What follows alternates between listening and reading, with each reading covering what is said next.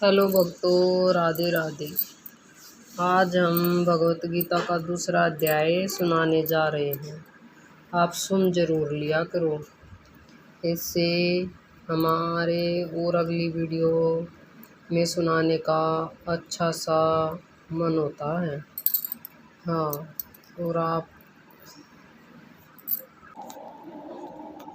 तो अभी हम दूसरा अध्याय शुरू कर रहे हैं। अर्जुन कहे श्री कृष्ण को, सुन कृष्ण भगवान, देखा चाहूँ आज मैं दोनों सैन महान, वीर जो लड़ने आए, क्या क्या तिनके नाम, सैन संग कितनी लाए, रथ मेरे को ले चलो, दो सेना दरमियान, बेजार मानो मन कथन, सुनो कृष्ण भगवान। तो अभी हम हिंदी में कह रहे हैं क्योंकि हिंदी जल्दी समझ में आ जाती है। संजय बोले, हे धृतराष्ट्र। तब श्री कृष्ण दयायुक्त नेत्रों में आंसू भरकर व्याकुलचित अर्जुन से बोले, हे अर्जुन, अनर्थ के सेवन करने योग्य अपयस्य कारक नरक में गिरने वाला मोह इस समय तुम्हारे मन में कहाँ से आया? तुम कायर मत बनो, यह शोभा नहीं देता। तुम हृदय की दुर्बलता को त्याग कर युद्ध के निमित्त खड़े हो जाओ। अर्जुन ने कहा, हे मधुसूदन, मैं रण में पूज्य भीष्म और द्रोणाचार्य के ऊपर बाण प्रहार कैसे युद्ध करूँगा? इस लोक में महात्मा गुरुजनों को न सत्कार, भीख मांग भोजन करना उत्तम है, और अर्थ की कामना के लिए तो गुरुजनों को मारकर उनके रक्त से स्नेह भोगों को भोगूंगा हम नहीं जानते कि युद्ध में कौन जीतेगा। यदि हम जीत भी लेंगे तो भी जिनको मारकर हम जीवित रहना नहीं चाहते, वह धृतराष्ट्र के पुत्र हमारे सामने प्रस्तुत हैं। दीनता से मेरे स्वाभाविक वृत्ति नष्ट हो गई है और धर्म के विषय में मेरा चित्त मोहित हो गया है। मैं आपसे पूछता हूँ, जिससे निश्चय करके मेरा भला हो, वह मुझसे समझा कर कहिए, क्योंकि मैं आपका शिष्य हूँ और आपकी शरण में हूँ। अतः मुझे ज्ञान शिक्षा दीजिए। मुझे पृथ्वी का निष्कट राज्य मिल जाए और देवताओं का भी अधिपतन मिल जाए तो भी कोई ऐसा उपाय नहीं दिखता कि जो मेरे इंद्रियों के दुखाने वाले शोक को दूर कर सके। हे गोविंद, मैं युद्ध नहीं करूँगा। यह कहकर अर्जुन चुप हो गया। संजय बोले, हे राजन, दोनों सेनाओं के बीच में खीन होकर बैठे अर्जुन ने भगवान श्री कृष्ण ने ये वचन कहे, हे अर्जुन, जिसके शोक नहीं करना चाहिए तू उसके लिए शोक करता है, और पंडितों के से वचन तो कहता है, परंतु पंडित लोग ने मरों का सोच करते हैं न जीवितों का। यह बात संभव है कि मैं पहले न था, तुम भी न थे, और ये राज्य भी न था और इसके बाद भी न रहेगा। जैसे देहधारियों की इस देह का लड़कपन, जवानी, बुढ़ापे ये अवस्था होती हैं, तैसे ही मृत्यु के बाद दूसरी देह की भी होती है। इसलिए पंडित लोग मोक्ष को प्राप्त नहीं होते। इंद्रियों का शब्द आदि विषयों से संयोग, जाड़ा गर्मी आदि सुख दुख का देने वाले हैं। आने जाने वाले और नाशवान जानकर इन्हें सहन कर। हे कर श्रेष्ठ, सुख दुख को सम्मान मानने वाले जिन वीर पुरुषों को ये बड़ा पदार्थ क्लेश नहीं देते, वे मोक्ष पाने के अधिकारी हैं।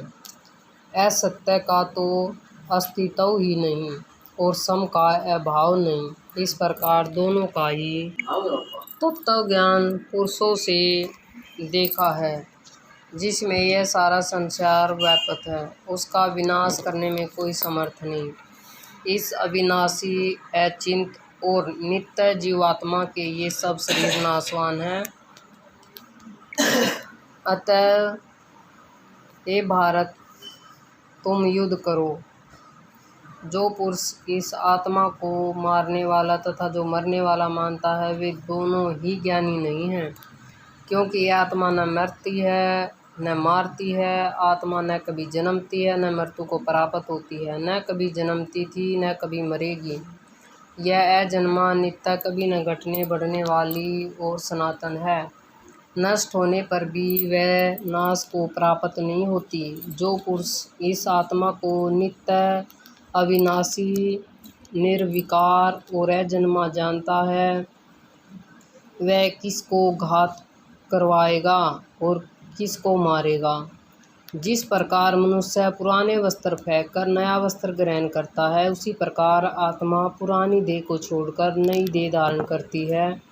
आत्मा को शस्त्र नहीं काट सकते हैं, अग्नि जला नहीं सकती है, जल भिगो नहीं सकता है, ना भीग या गल सकती है और न ही सूख सकती है। यह अविनाशी, सर्वव्यापी, स्थिर, अचल और सनातन है। यह इंद्रियों से जाना नहीं जा सकता, यह कल्पना से भी परे है और इनमें हेर फेर नहीं हो सकता। इसलिए ऐसा जानते हुए तुम्हें शोक करना उचित नहीं है। माँ भाव, यदि तुम इस आत्मा को नित्य जन्म लेने वाला मानते हो तो शोक नहीं करना चाहिए, क्योंकि जो जन्मा है उसकी मृत्यु है और जिसकी मृत्यु ही है उसका जन्म होना निश्चय है। अतः जो बात अनिवार्य है उसके लिए सोच करना व्यर्थ है। जन्म लेने से पहले क्या था, किसी को मालूम नहीं है। मध्य में कुछ प्रकट होता है, फिर मरने से पीछे क्या होगा, कोई नहीं जानता। ऐसी दिशा में किसी बात का सोच करना क्या तुमको उचित है? कोई मनुष्य तो इस आत्मा को आश्चर्य से देखता है, आश्चर्यवत वर्णन करता है, कोई आश्चर्यवत मानकर सुनता है, परंतु कोई देख, कह तथा सुनकर भी भली प्रकार नहीं जानता। सबके शरीर में यह आत्मा नित्य विनाशी है। अतः सब प्राणियों के लिए तुमको सोच करना उचित नहीं है। अपने धर्म को भी सोचकर घबराना उचित नहीं है, क्योंकि अक्षत्रियों को धर्म पूर्वक युद्ध से बड़ा और कुछ भला करने वाला नहीं है। हे पार्थ, बिना इच्छा किए सर्व को दवार रूप युद्ध तुमको स्वयं प्राप्त हुआ है। ऐसा सुअवसर भाग्यवान क्षत्रियों को ही मिलता है। यदि तुम अपने धर्म के अनुसार इस संग्राम को न करोगे तो अपना धर्म और बड़ाई खो बैठोगे और पाप को प्राप्त होगे। सब लोग सदा तुम्हारी अपकीर्ति करेंगे और प्रतिष्ठा वाले पुरुषों के लिए अपशब्द का होना मृत्यु से भी बढ़कर है। ये महारथी समझेंगे कि अर्जुन डर कर संग्राम से हट गया, और तब जो लोग तुम्हारे पराक्रम की निंदा करते हुए अनेक तरह के दुर्वचन कहेंगे, इससे बढ़कर दुख तुमको क्या होगा। यदि युद्ध में नष्ट हो जाओगे तो स्वर्ग के भागी होगे, जीतने पर पृथ्वी का राज्य करोगे। इसलिए युद्ध के निमित्त दृढ़ प्रतिज्ञा होकर खड़े हो जाओ। सुख दुख, लाभ हानि, जय पराजय, इन सब को सम्मान समझकर युद्ध के लिए तैयार हो जाओ। ऐसा करने से तुम पाप को प्राप्त नहीं होगे। हे पार्थ, यह ज्ञानोपदेश ज्ञान योग के विषय में तुमसे कहा गया है। अब निष्काम कर्म योग के विषय में सुनो। जिस ज्ञान को पाकर कर्म बंधन से तेरी मुक्ति होगी। कर्म योग मार्ग में एक बार प्रारंभ किए गए कर्म का नाश नहीं होता और विघ्न पड़ने पर भी शुभ फल तथा इस कर्म को केवल प्रारंभ ही संसार के भय से छुटाकर पूर्ण बर्मा प्राप्त कराता है। निश्चय करने वाले बुद्धि इस निष्काम कर्म में एक ही कामना वाले पुरुषों की बुद्धि एक आग्रह नहीं रहती, उसकी शाखा पर शाखाएं होती हैं। ऐसी दिशा में मनुष्य संदेह में रह जाता है। स्वर्ग सुख को ही जो उत्तम पुरुषार्थ समझते हैं, उनका कामनाओं से चित्त व्याकुल होने के कारण निश्चयात्मा बुद्धि से मोक्ष साधना उत्पन्न नहीं होती, कारण कि उनकी चित्त भोग आदि में सदैव निमग्रह रहता है।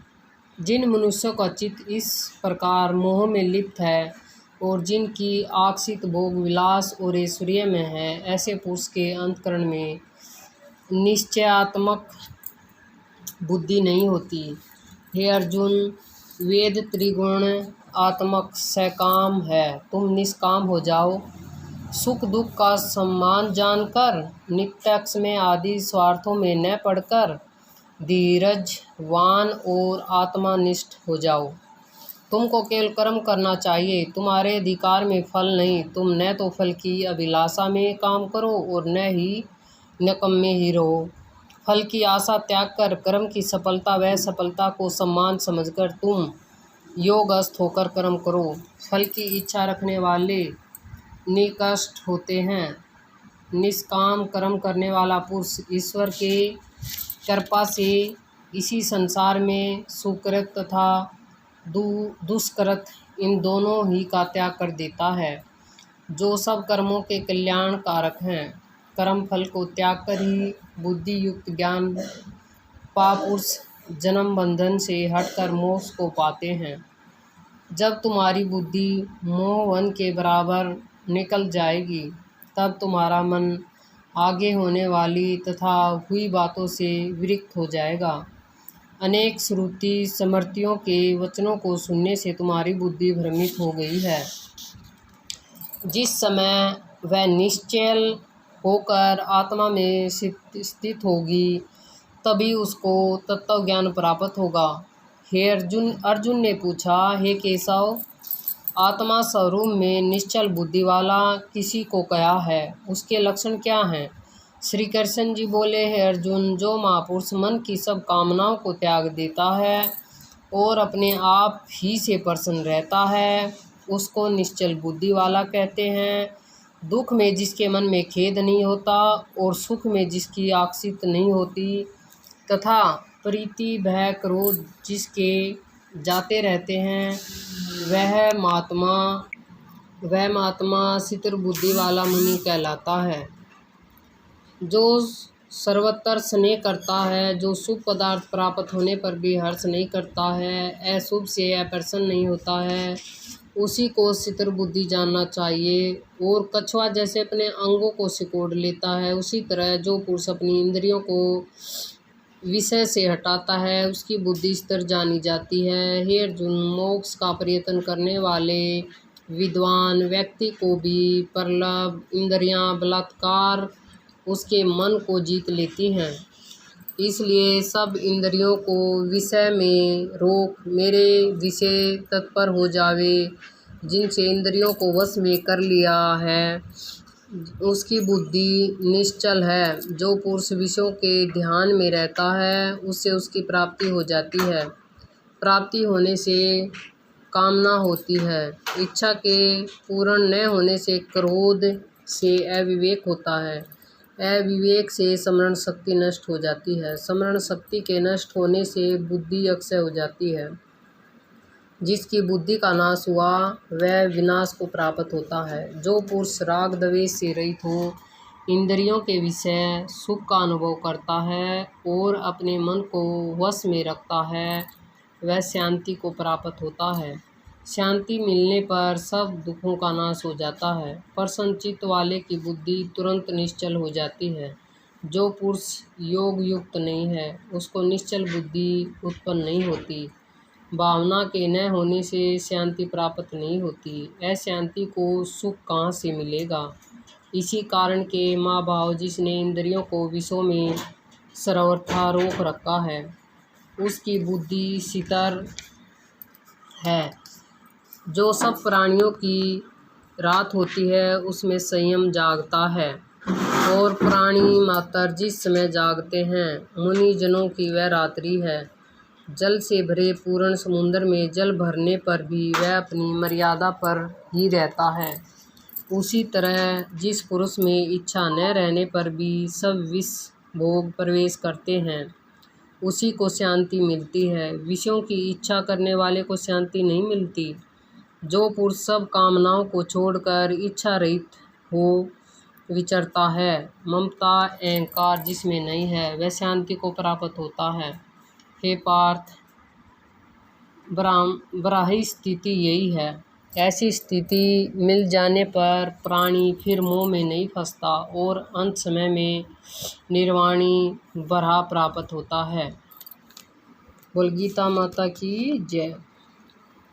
अभी हम दूसरे अध्याय का महत्व बताते हैं। ये गीता का पाठ करने से क्या मिलता है। श्री नारायण जी बोले, हे लक्ष्मी, दक्षिण देश में एक पूर्ण नाम नगर था। वहाँ एक देव सुशर्मा बड़ा धनवान रहता था। वह साधु सेवा करता था। जब साधु सेवा करते हुए 7 दिन बीते तब एक बाल नाम ब्रह्मचारी आया। उसकी बहुत सेवा की और विनय की, हे संत जी, कृपा कर मुझे श्री नारायण जी के पाने का ज्ञानोपदेश करो। तब वह ब्रह्मचारी बोले, मैं तुमसे गीता जी के दूसरे अध्याय का पाठ सुनाता हूँ। तब देव सुशर्मा ने कहा, श्री गीता जी के दूसरे अध्याय को सुनने से कोई आगे भी मुक्त हुआ है क्या? बाल ने कहा, मैं तुमसे प्राचीन कथा सुनाता हूँ, तो सुनो। एक अयाली वन में बकरियां चराता था। एक दिन रात को अयाली बकरियां लेकर घर को चला। मार्ग में एक शेर बैठा था।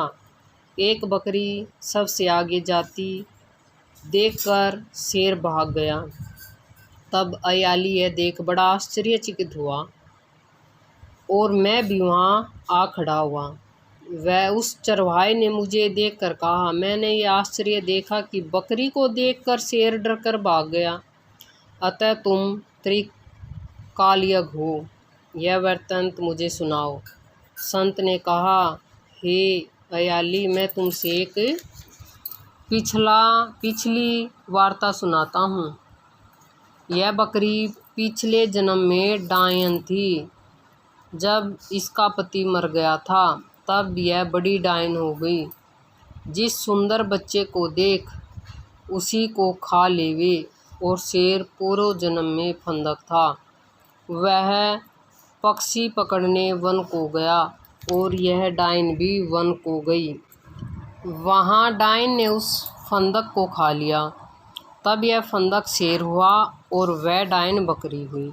शेर को पूर्व जन्म की खबर है, इसलिए बकरी को देखकर शेर ने जाना कि अब भी यह मुझे खाने को आ रही है।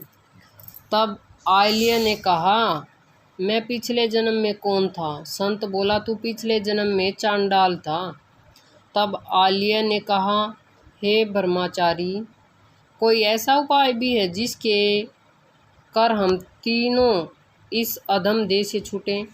तब संत जी बोले, हम तुम तीनों का उद्धार करते हैं। एक वार्ता मेरे से सुनो। भयानक पर्वत की कदार में एक शिला थी। उसमें श्री गीता जी का दूसरा अध्याय लिखा हुआ था। मैंने उन अक्षरों को उस शिला पर देखा था।